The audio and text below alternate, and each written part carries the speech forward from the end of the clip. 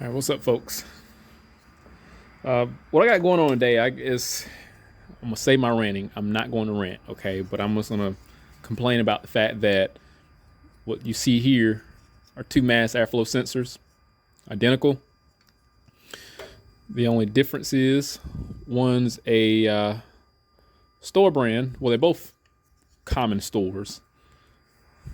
This one with the X, just for point of reference, is the one I got from my home store, O'Reilly's, and this is a Denso, which is the factory that comes in here. I got from AutoZone. Okay, there's a for a walk-in price, there is a significant price difference between the Blue Streak, which is this one, and the Denso. I would say about $60 or so. All right, now what's going on? This is the third one in a matter of a month. Car's not satisfied.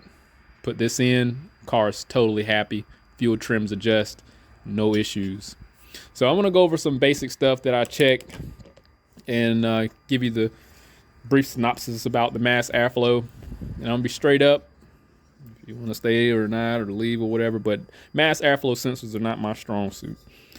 But I will give you enough information to help you out, and hopefully we'll find something out in the meantime of going through some basic comparisons with the factory Denso and the aftermarket Blue Streak. All right. Now, this just causing to question a lot of parts that I typically get, and it's very frustrating simply because, I mean, when you diagnose something, you make the customer pay for, you make an assessment, you want to be 100%. You want to put good quality parts in vehicles. And unfortunately, with the ongoing dilemma right now with the aftermarket realm, that's not the case. We get a lot of crap parts, and it hurts. It really do. Because I don't want the customer coming back and being disappointed. I want to be right. I want to send them away, and I want to be compensated for my proficiency. All right, I digress. Third mass airflow sensor. Let me tell you what I got going on. This car would come in for a P0171 code. Naturally, somebody would assume that, yeah, just throw a mass airflow sensor in there. But what happens when this is wrong? You're not always going to be right. But even then, when you know for a fact what needs to happen, it's commonly a mass airflow sensor. Okay, now what? Now you're running around chasing intake leaks, checking all types of sensors, fuel injectors, throwing other, who knows, the other person may be throwing parts at it. I didn't do that. I knew for a fact what's common, what's going on. So overall fuel trim issue. Hey, this mass airflow sensor's value is low. Let's throw it in there. Long story short. Now, typically when you get a mass airflow sensor issue, it affects overall cylinders. Now, this is a 4-cylinder. It's going to be one bank. I know some cars may have 4 cylinders, but it'd be divided in 2 banks. But a mass airflow sensor, even on a 4-cylinder, the V8s or 6 cylinders are typically going to be easier because it'll affect overall all cylinders. Because this measures air density going through this orifice here, which is the air box, and it affects the overall running conditions of the vehicle because it calculates the air that is passing through one of these orifices here. I'm just gonna say one of them. So this has an overall effect of the vehicle's fuel trims. All right. In this case, it was adding 25% fuel in the short term. Short term is the initial accommodation. Long term is a more fixed accommodation, so the fuel trims can be satisfied. Once it get out of a specific realm, for example, you have a long-term fuel trim. Hey, I got a problem.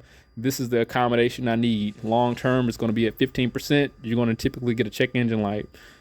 You typically want to stay below or between positive 10 and negative 10, and then there's that happy median in the middle. You got positive 10, negative 10, 0. You want to be around 0. So when it comes to fuel trims, if anything's over 10%, you got a problem. You need to address it.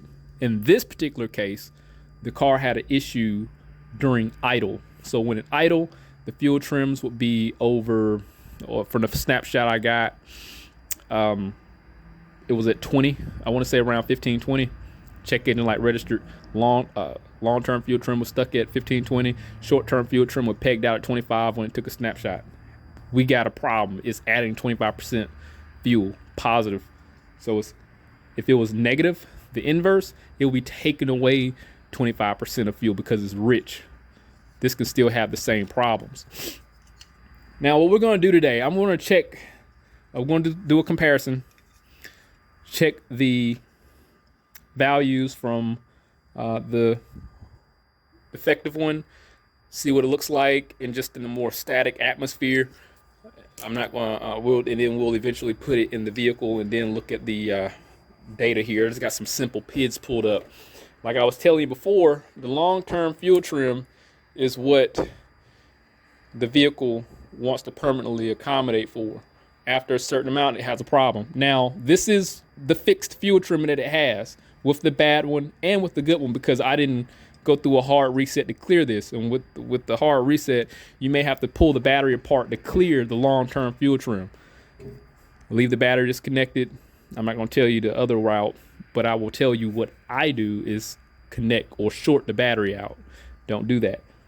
Typically, you want to leave it disconnected for several minutes and let the computer drain all its memory out, the voltage that support the memory, and it'll clear the long-term fuel trim.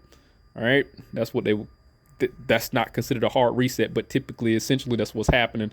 Essentially, so in this case, positive 10 is where it was at idle. It wasn't satisfied with it. The negative fuel, the short-term fuel trim was positive 25. Call the check engine light. There's so many other codes I can go over in relation to when fuel trims can generate a code. You can have lean during idle or during startup. You can have lean while driving. You have lean while idle only. There's so many things that will cause lean conditions. It's ridiculous. I'll be here talking for like an hour. Y'all know I talk. But in this case, the car drove phenomenally. It drove fine, no stalling, no issues. It's just at idle, this did not work. All right, what I'm gonna do, we're gonna check the static voltage, the value just in a normal atmosphere. I'm gonna show you the difference that I noticed, and we can pretty much go from there. I'm gonna put this off to the side. That noise that you're hearing is because the key is on. Now I'm hooked up to the signal wire. And mind you, this did not have any inputs, no grounding issues, none of that. It was more of an output problem because the interpretation of how the values were being were given to the PCM from this sensor was inappropriate. It wasn't satisfied with it. That's why we got what we got. So let me show you one thing I did notice, and this is just it's about 65 degrees in here, about 65 degrees. And just to give you a reference, your values may differ. I'm hooked up on the signal wire, which is on this vehicle. It's a 2008 Mazda 3. It's the white and red wire here in the center. All right, this has also an air temp sensor incorporated in here. So that, and then the mass airflow is like a monolith here. So it reads mass airflow, and I'm pretty sure it probably takes those calculations and give you a barometric pressure reading also. It does a lot of things. It has a very important sensor. So here, with this is the good sensor, because I got an X on the bad one. If you notice, it's hovering around. I mean, I'm just moving, like just moving my arm here, and it's reading. I'm like, my arm is up here moving. I'm just waving my arm around, and it's metering the air. It's having some effect. So, I mean, a slight movement of this sensor here, and I know my pins are hooked up proper. I mean, you can see it's moving. I think, yeah, I'm gonna try to negate that variable there to my connections here, but you can just slightly move and it'll change the value. This is the good one here. So I'll just cover the sensor up and see what it's reading. And I can wave my hand all around all I want. It's not going to do anything. So this one is at 0.61. On the PID data, it's at 0.59. So that's just this calculation. I'm pretty sure it has like a grace range, I guess, margin for error. So the meter here is reading 0.62. The PID data is fixed at 0.59, but we're going to go off of this right now. Let me take this out, and again, when I remove this rag, I mean, it reacts. I mean, I can just put the rag here and just move it. It's reacting. So let me pull this out, put the bad one in, and maybe those incremental movements was from this is fixed. Maybe those incremental movements was from the connection. Who knows? But this one, moving my hand around, it's not reacting so much. I cover the sensor up, and this, so technically the voltage it's not significant, but it is higher. All right. So when it comes to mass airflow values from the lean code that I got, this test is just generic. All right. This doesn't have anything to do with the vehicle running. When the vehicle's running, that's a whole different test. I'm just doing a basic comparison right now. So just from just normal atmospheric pressure, just like me covering it up, the PID data displays 0.64, 0.65. Here is saying 0.67. All right. So even though the voltage is higher, a higher value is going to determine a rich condition during running conditions.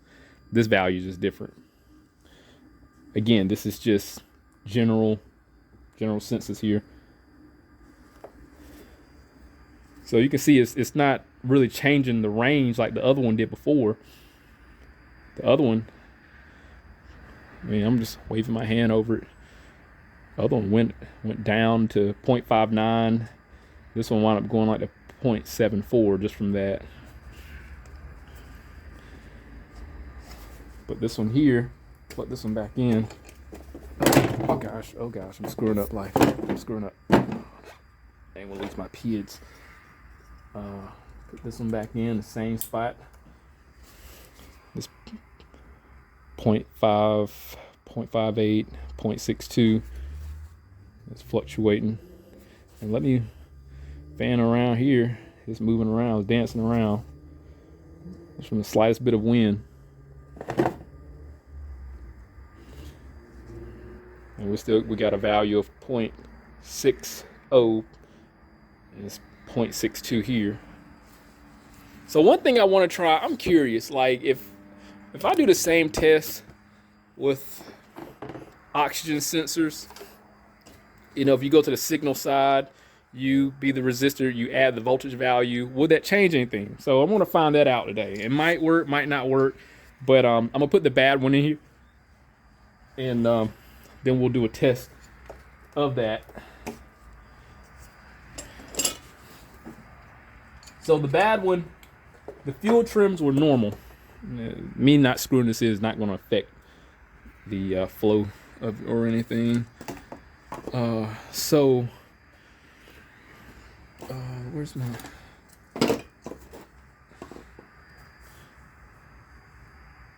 So I'm wondering if I am the resistor and I put myself at 12 volts or battery power and increase the voltage value, would it change the PID data?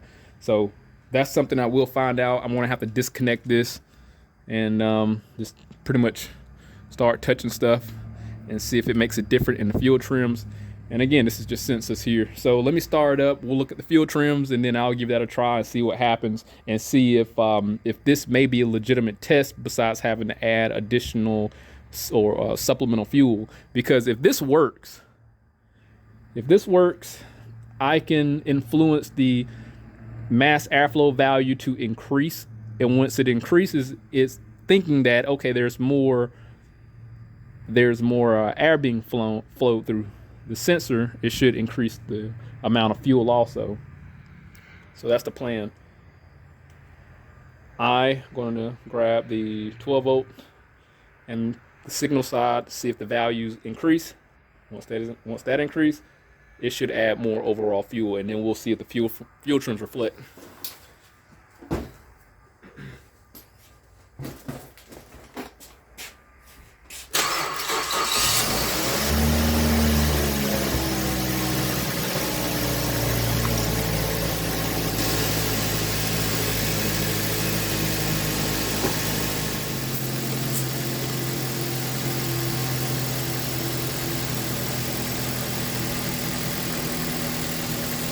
All right, voltage value currently is 1.5, 1.4 on the test meter, and the value in the PID data from what the computer interprets is 1.4. This is going to be a slower frame rate in the PID data than it would be on this multimeter. So let that stabilize. So where we're at 1.42, 1.40. Now I'm going to take myself here, grab this, touch the 12 volts, and see if it changes anything.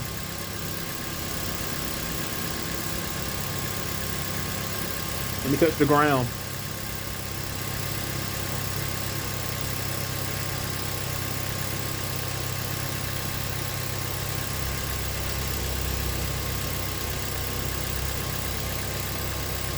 So that didn't do anything. Fine. So just maybe it's a lot more demanding. I don't know. But what I'm gonna do next is just use a test light. The test light is the safest route of adding bias voltage to a circuit, and that will have more of a direct influence.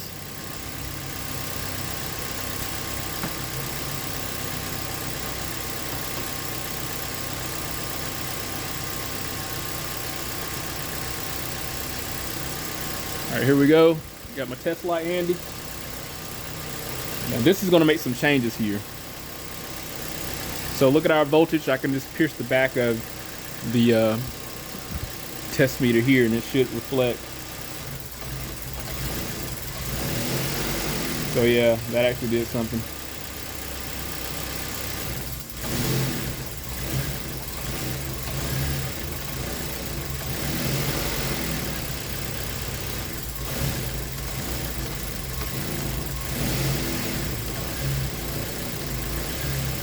So yeah, this me tapping it actually start making the system a lot richer, and it start taking away 25% of fuel. It may seem like it's hurting the system because I'm doing this, but this is not usable voltage. All the voltage is going into the test light when you short this out. That's why the test light illuminates. I think this is that's me shorting it, so it's not usable voltage really. So me using the test light did influence the. Yeah, it's rich now. I can smell it. Me tapping the test light on the signal side did influence the overall running conditions of it. You can't hold it on there because it's just going to shut down. It's the same as disconnecting it. It's just one extreme to another. So me adding 12 volts here will shut it down. Should. So yeah, it's one extreme to another.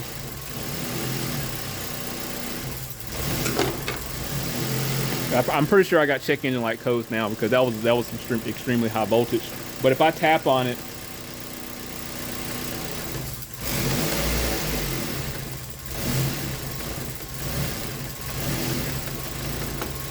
yeah, now it's at negative 25% on the fuel trims here. And it's slowly falling off. It went up 25% and it's tapering down. So that's why a lot of people would typically add supplemental fuel, because you don't want to just hold bias voltage on there. So me being the resistor, it's not sensitive enough to recognize me, the voltage going through my body like an oxygen sensor would. And it's too high for a test light. Okay.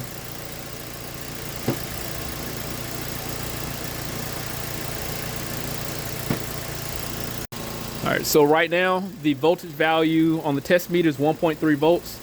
On the scan tool is 1.3 also. So what I'm gonna do, oh shoot, did I? Oh man. Okay, I thought I lost my pit data. What I'm gonna do is swap those sensors, because right now the short term is only taking away 5%, and that's likely because of what I was doing, making it richer. And I'm gonna show you the difference with a good mass airflow sensor. So just to go back over it, just in case you need these values, this is a bad mass airflow sensor right here. It's taking away 10%. Long term, let me go here, change these values from pound per second to grams per second. Right here, this is the value here. This is a 2-liter engine.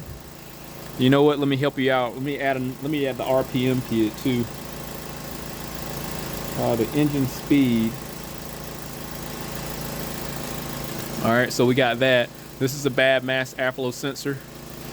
We had 820 RPM, and now the rule of thumb is you typically want the displacement at 500 RPM. I'll do the math shortly.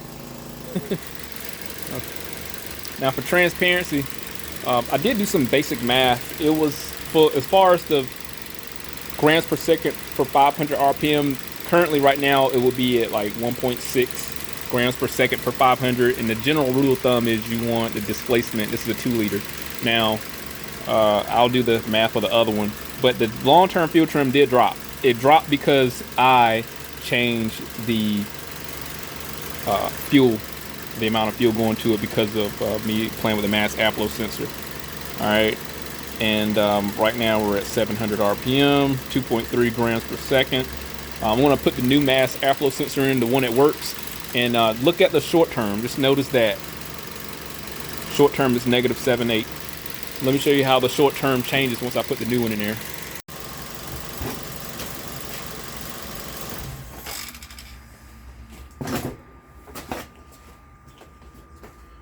Gonna do a quick swap.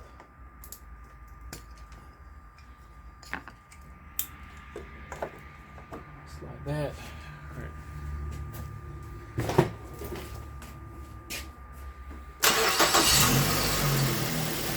All right. Let's take a look. Let's see how our fuel trims adjust.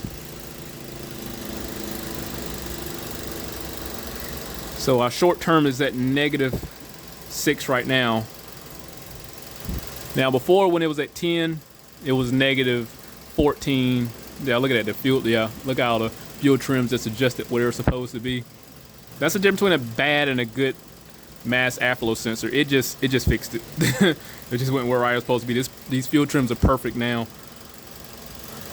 This one, strangely, is flowing around the same grams per second. I have to look back at the voltage because right now we're actually a little lower, which is interesting. It's right now it's at 1.25 volts.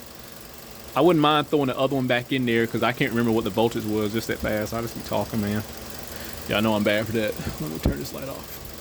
So right now we're normal at 1.24 volts on the mass airflow sensor, with 2.38, 2.32 grams per second at 700 RPM. So let me write that down.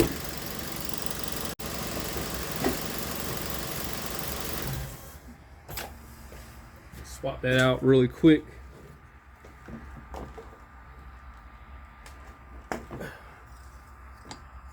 Now, this is the bad one that's got the X on it.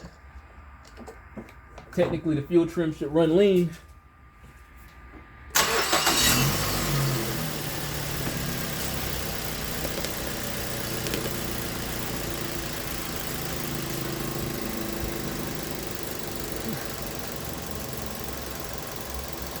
So the voltage is so now we're at 1.9, 1.8 volts. Yeah.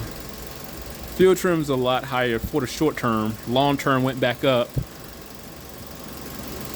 We're at 1.2 volts. Yeah, and the fuel long term is going back up again.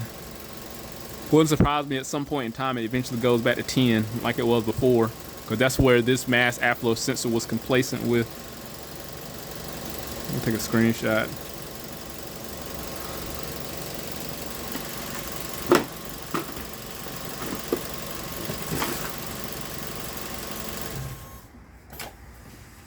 Alright, so I did take a screenshot of both of those. Let's go back to gallery, and we're going to get those. Here's the bad one. We're making 1.2 volts at about 700 RPM, 1.25 at 700 for the good one. So the voltage was slightly higher. So our grams per second should have been higher, right? Let's go back to, yep. So look at the grams per second on the bad one. It was low. It was at 2.18 grams per second on the bad one, 2.35 grams per second on the good one, with higher voltage also. And then our fuel trim was way better. So like, it was interesting. You could see like how the mass airflow sensor, while out in the atmosphere with no wind or anything, didn't have quite any influence as far as like recognizing any draft. So I mean, there's many ways you could test this mass airflow sensor. I can't begin to tell you as far as influencing overall running conditions. Create a vacuum leak to see if the fuel trims change, because then you can see if the oxygen sensors or the air-fuel ratio sensor is biased. Create rich conditions for the same but the inverse. Make sure there's no vacuum leaks. Check your spark plugs, timing. It's so many things. Purge valve, I said P. The purge valve, throttle body, boot leaks, restricted air filter. You'll be surprised. There's so many things that'll cause this. Wiring, P0171, you could have that. The list goes on. But in this case, you know, I knew what I needed, and I started to eventually doubt myself. But I'm like, I can confirm. I know for a fact what I need to happen, what I need to be seeing, and what's going on. And I will say, the other lady car that I got, her car has lean codes during initial startup only on cold days, intake leaks. Her downstream O2 sensor also is stuck at 0. So it goes to 0. It takes a while to warm up. So those two things should be replaced. But again, downstream, her issues, her downstream O2 sensor and the intake leak only on extremely cold days. Crazy. But I digress. So just be cautious. Just because you get new parts doesn't mean it's a good part. And again, 3 parts, 3 new mass airflow sensors, no resolution, and was stuck in the same boat. So you know it makes you look bad. Again, I got that one from AutoZone. Luckily, they wound up having the Denso brand. It's a factory brand. Let me get the part number for you. Here's the part number right here. Again, it's a 2008 Mazda 3 2-liter. This is the one. This is what I got. This is what fixed it. So, and I've been let down with mass airflow sensors. You know, just because it's new, it'll throw you for a loop. I've had that happen, even though the values are fine or they're not erratic. You know, you would think it's fine. Same thing with this one. If you look at it on a graph, the mass airflow sensor, it don't look erratic. I think it's probably worth looking at that, but it was pretty linear. Let me start it up.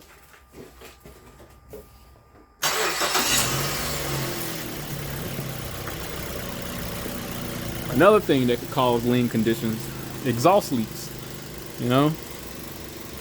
So mass airflow, we can graph this up.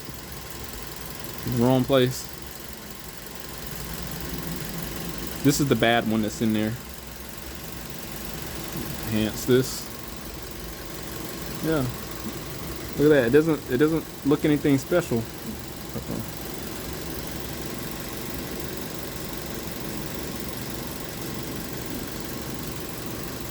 I mean, that's not erratic. What second? This is about 4 seconds per division. I want to say. So yeah, it's not bad.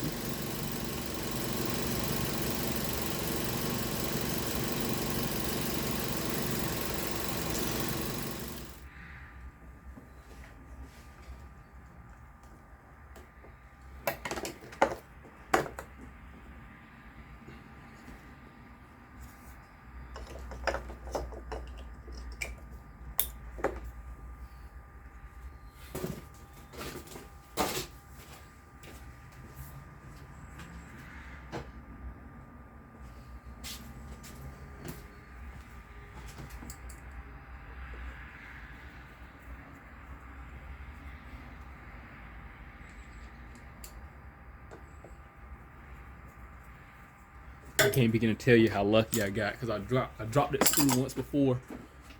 You know, but what like I was saying, what do you do when it's like your part suppliers don't have the best interest for you and they're like trying to screw you over? Not saying O'Reilly's trying to do that, but this is not the first time or the last time this is going to happen.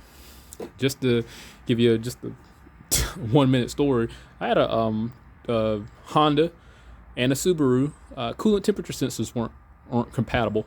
They were incompatible.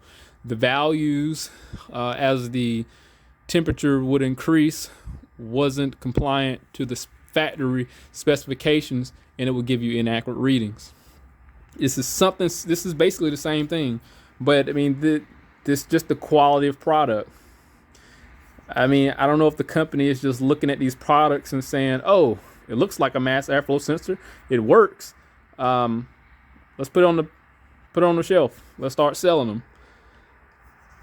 I don't know. But I would imagine they need to change the quality control. I can call the part store, not the part store, but probably corporate and let them know all day, but they're not going to do anything about it. You know, and ain't no telling how many people get these parts and put it on their vehicle and assume that something else is wrong with it. And in a way, it does help the part company out because now they can just sell something else. But I'm concerned about reputation. I can't get away with putting a part on a car and being all paradoxical about what else this car may need to potentially fix it. Yeah, I make money, but I lose customers' trust. That doesn't help me out. But I guess because they're a larger entity, they can get away with murder. I'm just speculating. I'd imagine customer feedback is very vital, and they should take that into consideration. And if something's defective, they need to get it off the shelf as soon as possible. That's me. But it for somebody that spends like a bunch of money in the company, I mean, that's kind of just your company too, because you're keeping that company afloat. I mean, you would expect them to be able to rely on criticism, you know, because if something's inaccurate, they could take that information and ensure that they're providing the best quality product as possible. Because things like this will tear up a relationship. Okay? Because now you're going to get looked at like you don't know what the hell you're doing as far as diagnosing the vehicle. And now you're going to have potential conflict with the employees because you're having to return these defective mass airflow sensors. And I've read some instances on Identifix where, you know, they had to do several. And I've had, now all the mass airflow sensors I get from Arise are Blue Streak. I've had some, oh shit. Oh, I'm sorry. Now I've had, I thought I was going to wreck. Now I've had Kia. Those are very common. Those mass airflow sensors are common to fail. I've had to put a couple on one before I put a motor in years ago. Just got lucky and it started working. Man, I'm very loyal to a company, man, but these things like this, it hurts, you know. But maybe it's just me because I don't want to. I'm not gonna go into stories. Hey, look, we did some basic tests Hooked up a voltmeter, looked at the values, hey, and was trying to see if maybe I could be the resistor and change the values to influence a change in the short-term fuel trim. That didn't work. Took a test light, that's bias voltage. You never want to put direct voltage to anything that don't use direct voltage. That's just crazy. I took bias voltage of the test light, tapped it on there, and that did actually change the fuel trim. Will that be worth incorporating in a diagnostic procedure? Maybe, maybe not. Only time I would probably use something like that in that particular manner is if I had zero signal. I will use that bias voltage to see if I can send some value to the PCM and see if it's recognized. And again, there's more than one way to skin a cat when it comes to mass airflow sensors. But hopefully, with this vehicle, the values that you saw on the computer, that is something that you could take into consideration. I do have another vehicle here. I have two of these cars here. So I was able to back test what one vehicle is supposed to have with the identical one. And it got to the point where I just pulled that mass airflow sensor, put it in there, and bam, it worked fine.